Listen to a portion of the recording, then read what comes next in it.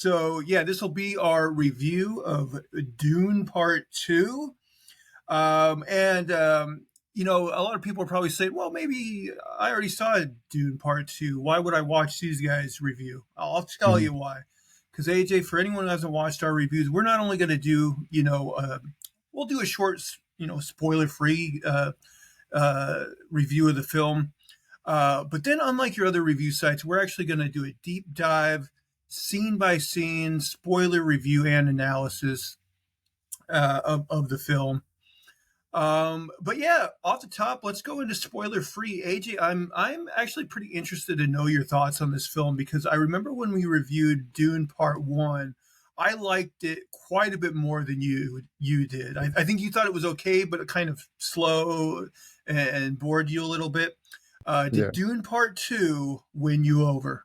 big time, big time. Oh, I nice. am a fan of this movie. It was I think part of it was maybe that I went into it with low expectations because the first one I wasn't a big fan of. But this was day and night compared to that movie. So yeah, this was what I was hoping for.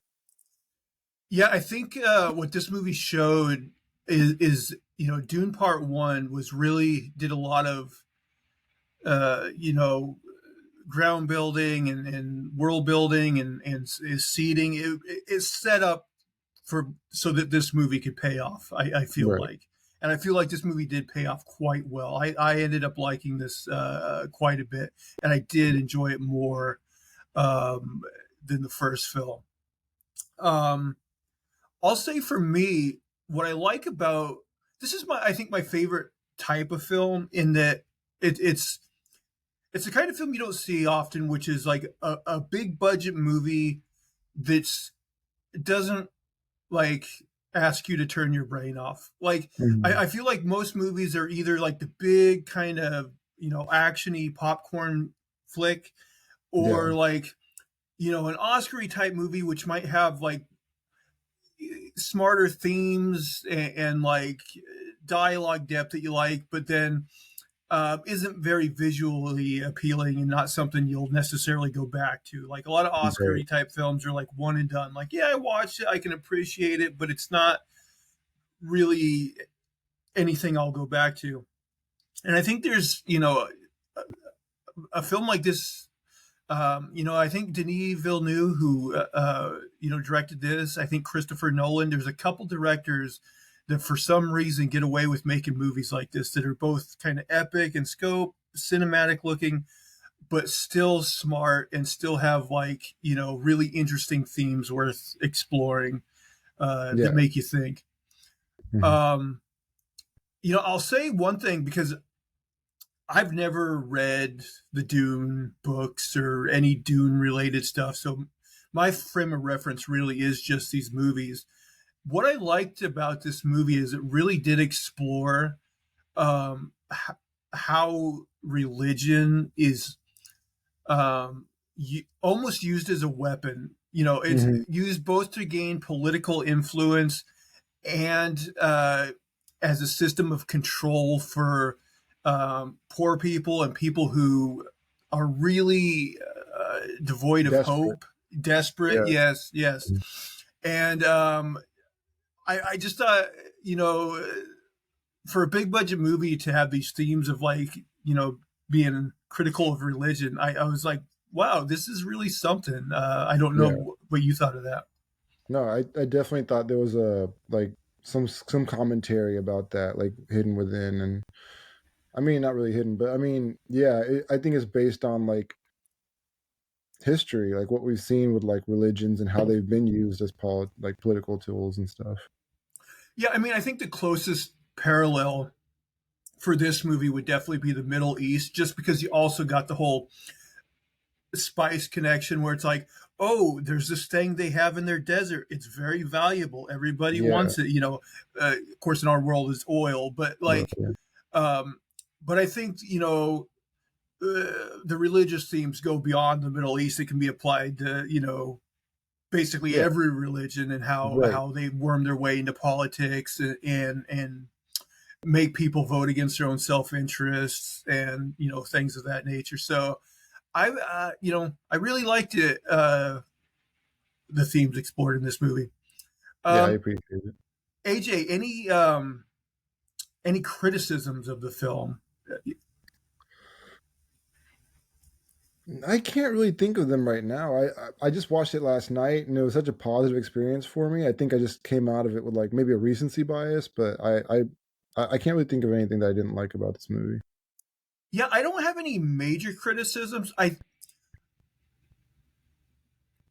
When we get into spoilers, there's like one scene where I'm like, well, and out of like I'm not sure the runtime. It's got to be what close to a 3 hour movie, Yeah. and there was one scene where I'm like, I don't know if this totally made sense to me, which I'll get to in spoilers. Hmm. Um, the only other thing I'll say is, and I can't quite put my finger on it. See, one of the things, and it's a plus and minus thing, where like one thing I found interesting about um, the movie is that our main characters, it's almost like Breaking Bad, where they start to do some unsavory things in the movie, like especially both Paul Atreides and his mother. Hmm. You're watching them kind of take, in a way, like a heel turn. I mean, or at least do some very morally gray things, which I like complex characters like that, and morally gray characters that aren't completely, right. But at the same time, if I had one criticism, I think even though that makes them interesting, I think most of the characters in this movie come off as kind of cold and calculating. So I don't necessarily get like emotionally invested in them as I do characters in other films. Like I don't think there was any points in this movie where I got like, you know, I don't know, just like super emotional. I think that, like the one character in the movie that's kind of tries to be that that character you sympathize with more is Zendaya's character, Right. Chani. Yeah.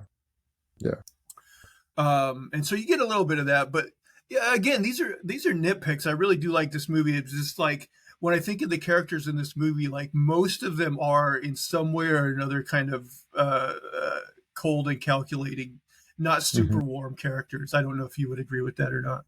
Yeah, I do agree. Yeah, but except for that one guy who's a big fan of Atreides, like he's like his number one supporter. He's like, Oh, you know that. Stilgar, played by Javier Bardem, Yeah, right? yeah. So he seems like he's kind of a warm character to me, but other than that, yeah, everybody else seems cold. And even he is like, he's a religious fundamentalist, and like Yeah. he is willing to kill people for not much, you Right. know, Right. um, and so like he definitely I think provides probably the most comic relief in the movie. Yeah. I do like there's several points uh, during the movie where um, like because they have this whole prophecy and like he'll like something will happen with Paul and it'll be like, see the prophecy. But then Hmm. sometimes like I don't have a specific example, but I believe there's times when like things don't exactly happen exactly like the prophecy, but you'll kind of see him interpret it that way Right. so that it Yeah. coincides with what he wants to believe. Right. And I'm like, that's exactly what happens in real life as True. well with Mhm. religious people. So I like that as well. So yeah, this movie was just really enjoyable to me.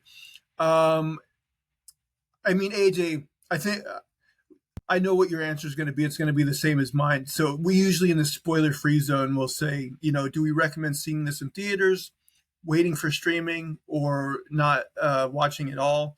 I mean, it's got to be seen in theaters, right? Yeah. Yeah, I agree. Yeah, just so many great visuals in this film too. And like, yeah, you kind of have to see like there's certain like huge kind of like action part scenes and stuff that I just feel like are way better on the big screen. Yeah, same. Oh, that does bring up one other small criticism I have, and it's uh, is the score of the movie is by Hans Zimmer, who I love, and it's Mhm. a good score. But I will say at times it is very noisy, and there's Mhm. almost I think there was times at the movie where it was like, okay, I think we could use a little more silence. Yeah, so at the beginning of the movie, I wasn't used to like I haven't gone to the movies in a while, and everything I watch at home is on very low volume. So there was a point in the movie where I felt like I actually like teleported back home in my mind, and I was like, we gotta turn down the volume on this thing. Right. I know. I feel like an old man sometimes in the theater where I'm like, it's a little too loud. Yeah, Maybe turn it down a notch. right. But yeah, again, my criticisms of this movie are pretty light because Yeah. yeah, pretty good. Mhm. AJ, do you want to talk about you know uh, any of the performances or anything before we move on to spoilers? I've never seen Timothy Chalamet before in anything. I liked his character. I Well, think he played it besides Dune well. Part One, of course. Oh yeah, exactly. Yeah, and that movie they were all kind of like stoic, and he didn't have the of course he didn't have the range and emotion that he had in this one. I felt like anyway. This one I could see his transformation throughout the movie. Um, his acting changed. Like at the beginning he was more docile and passive, and he changes his whole entire behavior, and that was good. I think he played it well. Zendaya, I thought was really good. I haven't seen her in a lot of stuff either, except the first movie. And and Spider Man. Yeah, Yeah, the she's Spider-Man she's films. not bad. She's not a bad actress actually. Yeah, she's good. Um, Javier Bardem, he played his part really well. I think he might have been my favorite in this whole movie when it came to acting. So, and the bad guy, like the new bad guy who's introduced in this movie, Oh he was yeah, pretty good too. He was really uh, good. I liked him. yeah. Fade Rotha, played by Austin Right, Butler. Yeah, right, yeah. Did a good job of like making him like seem like a scary psychopath. right. Yeah, I like that. Yeah, I think the performances all around were pretty good. I can't really say anybody wasn't bringing their A game. So